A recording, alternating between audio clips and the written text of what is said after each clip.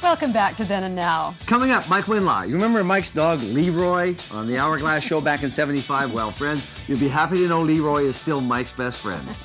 But first, BC native artist Bill Reid. When Bill Reid was working as a CBC announcer in Toronto many years ago, he decided to take a jewelry making course at night school, and the rest is history. Although today, as a native artist, he rejects the adulation that accompanies such claims, he's being called a living national treasure and a cultural hero.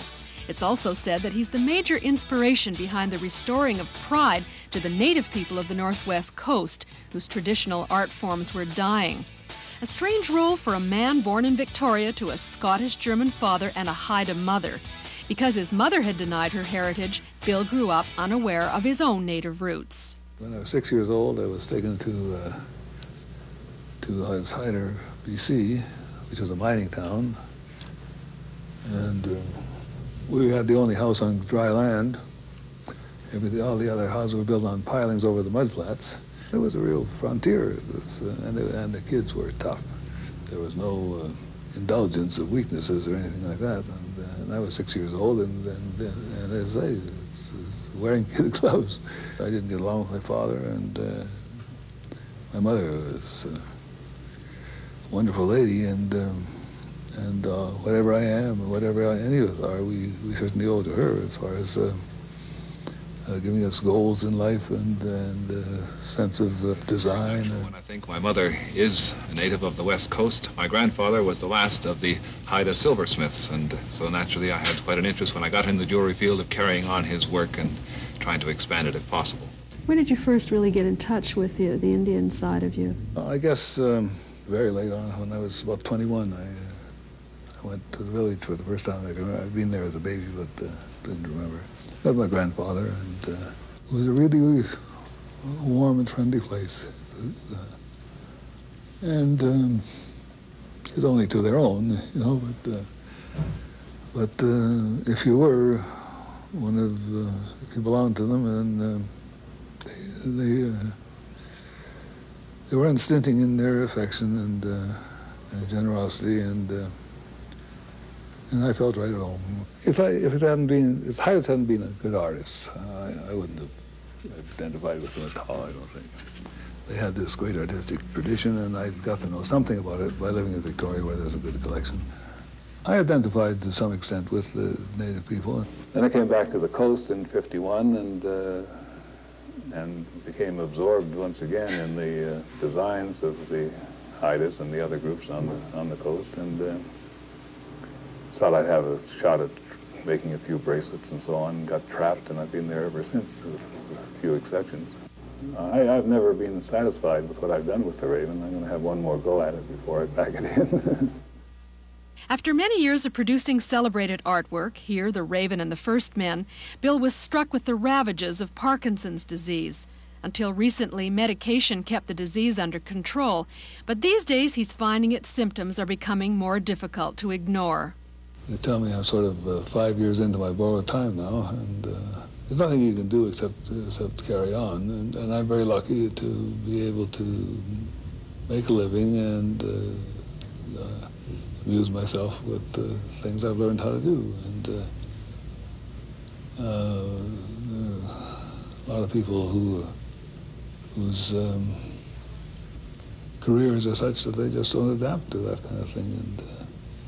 And I don't think it's a matter of, you know, having any great willpower or determination or something. It's, if you can do it, you can, and if you can't, then it's too bad. I think we're programmed to live well until we're 40, and everything else is downhill from then on anyhow, so.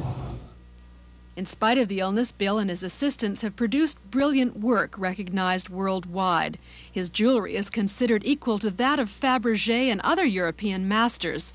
But being a native artist has its drawbacks. When I make a piece of jewelry, I gotta carry half the North Coast along with me. And it's something that goes with the territory. Mike Winlaw has one of those faces, warm, open, and very familiar. And he is like one of your family. Many BCers grew up with Mike. whether it was hosting CBC's Hourglass from 1970 to 76 or CKVU's Vancouver show. Growing up in rural Manitoba, Mike played baseball and hockey. But as with so many of us in broadcasting, his career started with radio. I started in Weyburn, Saskatchewan. Yeah. I was born in Manitoba, southwestern Manitoba, but started in small-town radio. I think everybody did. Everybody in this business seemed to start on the prairies in small-time radio. So it was Weyburn for a couple of months, Yorkton for a couple of months, Brandon for a couple of years, and then Edmonton with the CBC. And I'll tell you something I've never told anybody publicly. I was so terrified about going to the CBC in Edmonton. This was such a major step for a kid from the prairies that I asked for a ridiculous salary, thinking they're not going to accept. And they said, we'll call you back. They called me back the next day and said, fine. Wait a minute, wait a minute. So there I was, CBC Edmonton. And then I sent a tape to CBC Vancouver. They said, come on out. Fine, you got a job in Vancouver. So What year? Was 65. I was with the corporation for 13 years. Right. 13 years. And I went on Hourglass after Bob Quintrell left, bless his soul. And so it was a tremendous time. It was a very important show, too, wasn't it? It was. We had a tremendous team. We had Ted Reynolds, we had Harvey Dawes, we had Bob Fortune, we had David Brock, we had Jack Wasserman. We had a tremendous group of people. You quit the CBC. I did. It was just a time when, frankly, the bottom line was that I needed some changes. Yeah. I was starting to repeat myself in terms of challenges and new things. And it had been 5.5 years, and that's a good run. And it was never my intention to sit in an anchor chair for the rest of my life, or until 65. I could not imagine doing that. People assume that when you finally get to that host anchor chair, that that's all you ever wanted to do. But, of course, there's a lot of pressure that goes with it. There's a lot of pressure, although I think that most of the pressure had been in the early days when I was following in somebody else's footsteps, and I was proving that I could do the job. And the pressure was off, and I think when the pressure was off, that's when I started to think, I need the pressure on again. I need some new challenges. Did you have any idea what you were stepping into at CKVU? Did anybody? Nobody had any idea what that was going to be like. No, I wanted a challenge, but I didn't realize that I was going to have the challenge of my life and then some. But you know something? That has been the best learning time of my life. I wasn't, in terms of a person, I wasn't learning the things that I needed to learn in life when I was successful in Hourglass.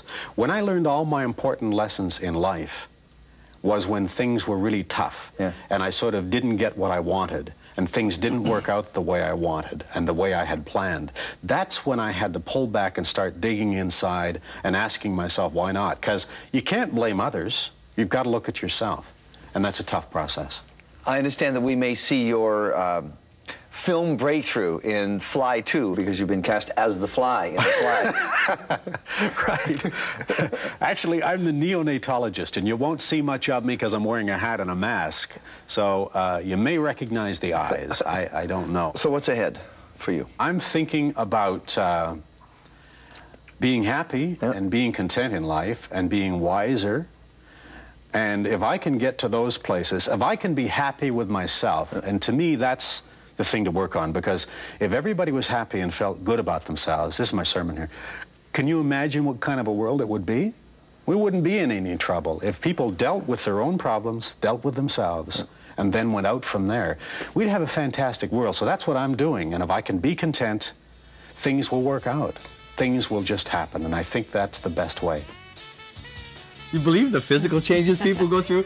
While Mike's acting career continues to grow, word's out that he may be heading back to radio. Ooh, Bill continues to work on a bronze sculpture for the Arthur Erickson designed Canadian Embassy in Washington, D.C.